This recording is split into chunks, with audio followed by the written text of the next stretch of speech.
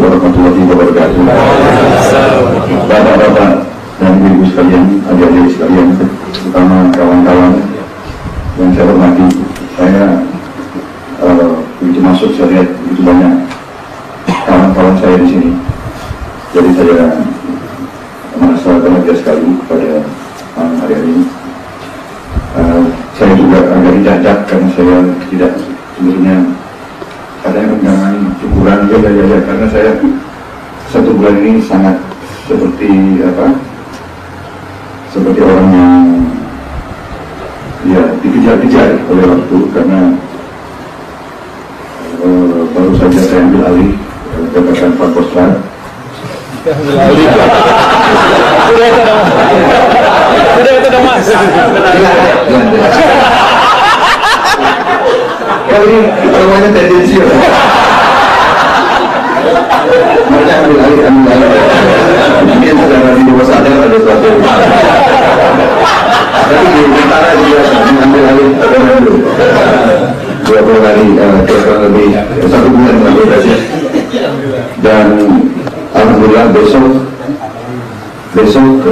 akan selesai saya datangi seluruh batalion yang ada di Kostrad, dan dengan demikian sebetulnya membawa saya ke Jawa Barat, Jawa Tengah, Jawa Timur, Nusa dan sampai ke daerah-daerah, ke kecamatan-kecamatan, dan sempat juga melihat semua pasukan saya. Kebetulan juga sempat juga mampir di beberapa pesantren di Jawa Timur, sehingga juga ketemu dengan beberapa kiai-kiai, tokoh-tokoh NU. Kalau di sini agak mayoritas Muhammadiyah. Di kota, mereka yang di desa-desa.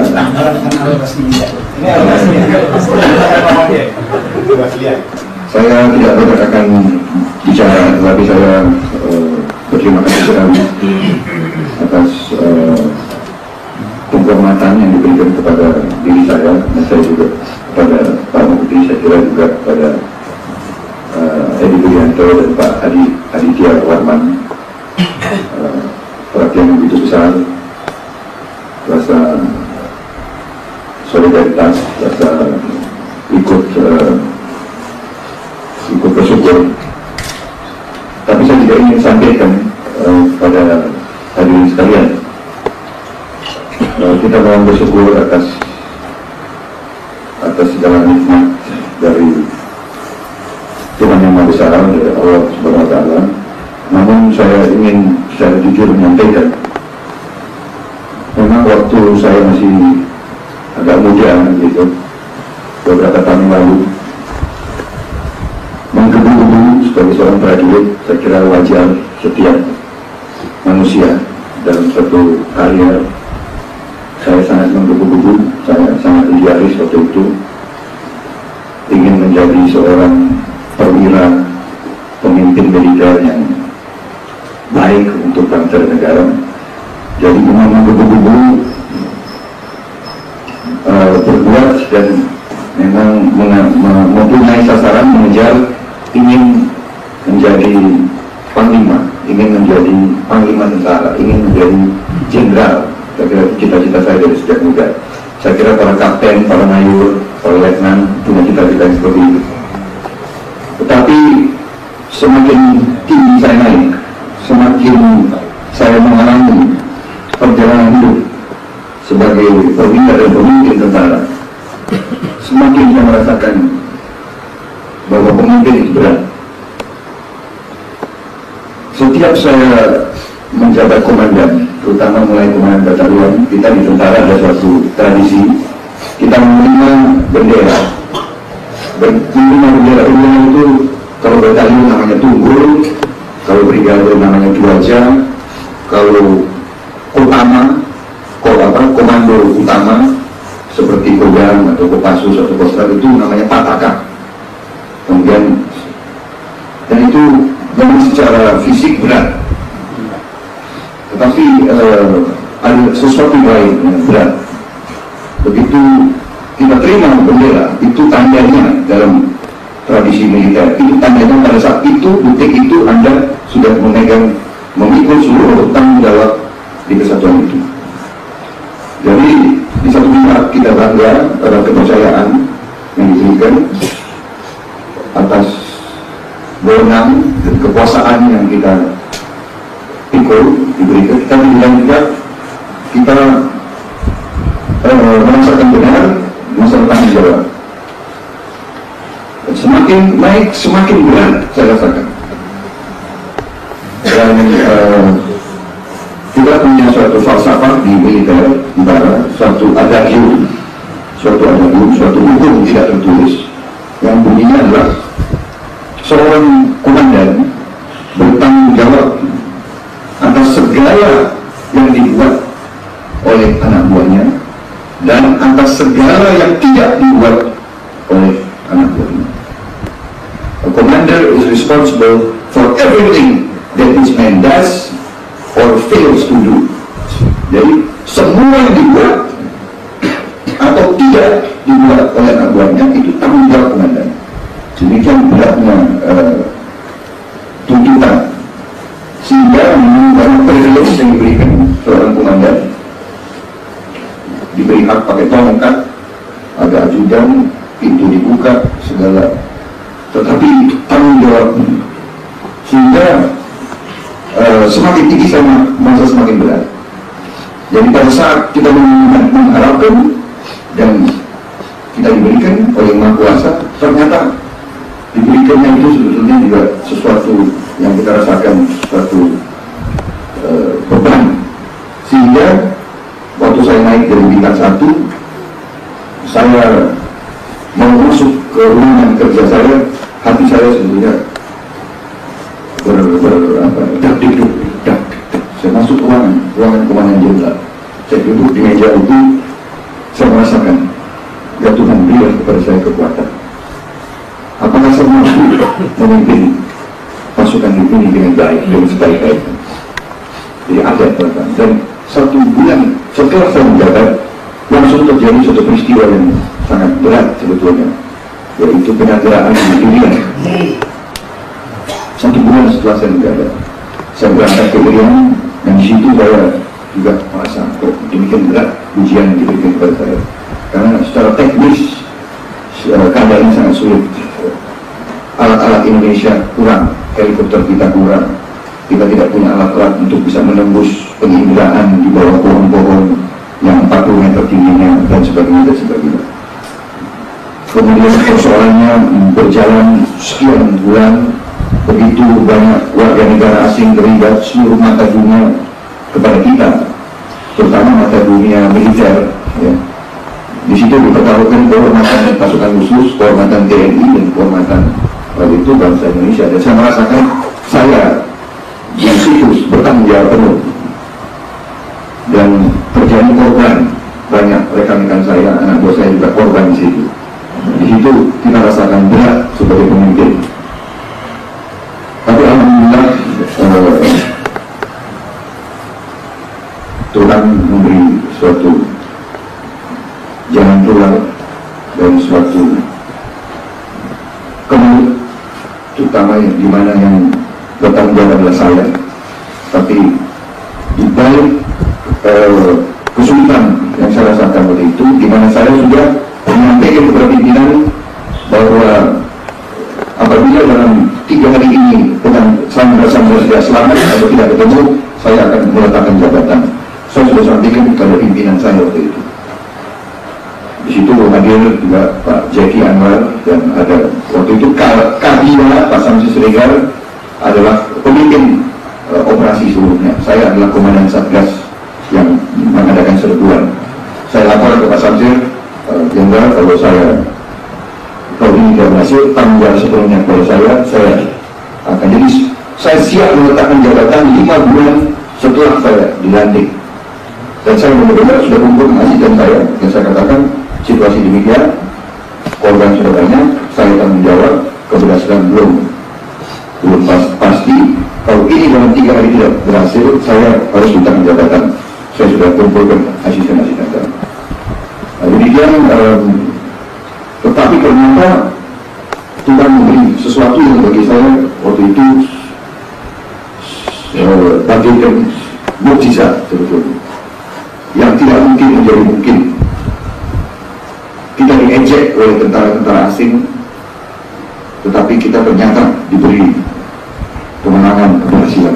Jadi saya merasakan akhirnya jalan bagi saya terbuka, saya tidak jadi mundur diri, dan seterusnya dan seterusnya. Bahkan 8 bulan setelah saya jadi bintang 1, saya diberikan bintang 2.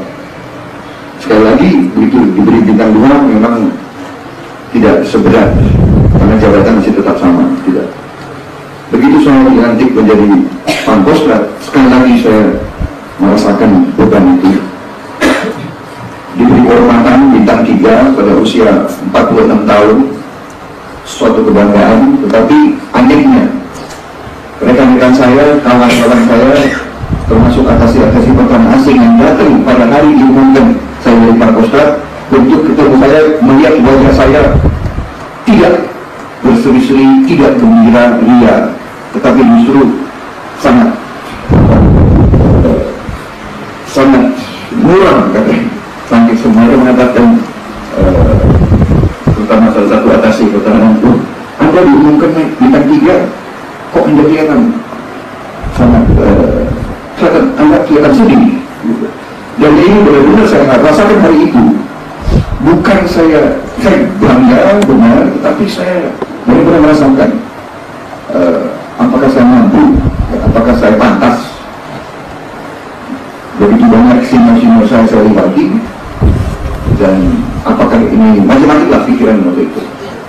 Dan memimpin Pangkostrat demikian, tadinya saya memimpin 6.000 orang, sekarang saya bertanggung jawab atas 25.000 orang. Jadi karena ada beliau itu membuat saya merasakan bagaimana. Saya pikir saya habis ngurus THR-nya Kopassus, Lebaran. Sekarang saya sudah berpikir bagaimana THR-nya Pangkostrat 25.000 pasukan. Bagaimana rumahnya, bagaimana sekolahnya anak-anak itu, lalu bagaimana itu. Jadi tidak ada sesuatu, saya tidak merasa waktu itu perlu untuk berpesta ria dan sebagainya. Saya benar-benar merasakan tanggung jawab. Belum lagi saya rasakan memang situasi bangsa kita dalam kondisi krisis moneter yang begitu berat, kondisi ekonomi kita dan sebagainya. Jadi itu saya jelaskan sedikit sikap mental saya, attitude saya, di mana saya berterima kasih dan diingatkan memang kita bersyukur. Tetapi ketahuilah bahwa kalau besok umpamanya besok ini saya tidak menjabat Pangkostrat, mungkin justru muka saya akan berseri-seri. Sepertinya beban akan dilepas. Namun kembali lagi saya bicara kepada diri saya, Anda seorang putra bangsa, Anda seorang patriot, Anda tidak boleh takut, Anda tidak boleh berecut. Ya. Apa yang terjadi, terjadilah, hadapilah sebagai seorang kesatria, tanggung jawabmu, dan laksanakan tanggung jawabmu dengan sebaik-baiknya. Walaupun kadang-kadang keputusan kita ambil berisiko yang membawa dampak bisa positif dan bisa negatif. Saya kira itu yang ingin saya sampaikan pada kesempatan malam hari ini. Saya sangat terima kasih atas penghormatan kepada diri saya dan kehadiran kawan-kawan saya, yang saya yakin banyak kesibukan yang hadir di sini, tokoh-tokoh nasional saya kira yang hadir, yang sangat berperan dalam kehidupan bangsa kita. Ada yang dari bidang politik, bidang ekonomi, bidang akademis, bidang swasta, wira swasta, ada dari bermacam-macam bidang. Dari saya kira ini pun juga dirasakan oleh rekan-rekan saya, Pak Mukdi dan yang lain-lain tadi yang saya katakan. Saya juga ingin sampaikan kepada adik piatu bahwa ada suatu cerita yang menarik. Saya ingin cerita ini kepada adik piatu. Baru saja tahun lalu saya memimpin suatu kegiatan, suatu ekspedisi untuk mengibarkan bendera merah putih di puncak tertinggi dunia di Everest. Ini cita-cita kita sudah lama, tapi kita tidak punya uang, sehingga 10 tahun kita tertunda. Kita tersentuh karena kita dengar Malaysia akan mengibarkan pada tanggal 10 Mei 1997 yang lalu. Karena kita juga Malaysia akan dibuatkan dan mereka sudah umumkan di radio dan sudah programnya sudah 3 tahun, kita terusik. Ya, saya sebagai putra bangsa, sebagai patriot, mungkin saya bisa dituduh ultra patriotik. Kenapa? Saya 10 tahun hampir tidak punya negara. Saya 10 tahun waktu umur 6 sampai 15 tahun saya berjalan-jalan di dunia di beberapa negara sebagai political refugee. Jadi, dan saya sekolah di tengah-tengah orang politik yang selalu mengejek, melihat orang lain punya tidak punya. Jadi saya jangan masalah. Jadi saya kembali kepada cerita bahwa tahun 97 itu kita pikir Malaysia akan kibarkan bendera mereka, dan saya kumpulkan perwira-perwira saya tanyakan, apakah rela kita 200 juta bangsa Indonesia kita ketinggalan dengan Malaysia? Tidak, Pak. Bagaimana? Kita mampu atau tidak? Mampu, Pak. Benar? Oke. Kalau Anda merasa mampu, mari kita berbuat. Ya. Sebetulnya apa? Dan saya diejek waktu itu juga oleh beberapa orang. Ini adalah kegiatan emosional Prabowo. Tapi saya waktu itu merasa, ya, merah putih adalah lambang bangsa. Memang merah putih hanya kertas, hanya kain, ya. Tapi itu lambang bangsa kita. Dan Mahathir Muhammad juga merasakan, dan dia mengatakan semua bangsa-bangsa yang maju di dunia telah membuktikan ketangguhan warga negaranya dengan mengibarkan bendera mereka di puncak Everest. Dari 100 yang mulai naik, hanya 10 yang sampai. Dari 10 yang sampai, hanya 6 yang kembali. Jadi itulah persentase daripada keberhasilan. Di sekitar puncak Everest itu, makanya Everest dinamakan kuburan tertinggi di dunia, karena di puncak Everest begitu banyak jenazah-jenazah mayat-mayat di situ, dan dalam keadaan utuh karena suhunya. Jadi anak-anak kita yang kita siapkan hanya dengan 4-5 bulan persiapan, sebab semuanya tidak pernah lihat salju. Yes. Bagaimana lihat salju? Pertama kali ke luar negeri. Yang saya ingin cerita adalah bahwa untuk menghadapi situasi yang begitu berat, akhirnya saya berpikir tidak ada jalan lain, kita harus didukung oleh doa. Ya. Dan itulah saya minta tolong kawan-kawan saya yang lebih agamanya lebih baik itu dari saya. Pak Ampino Tama.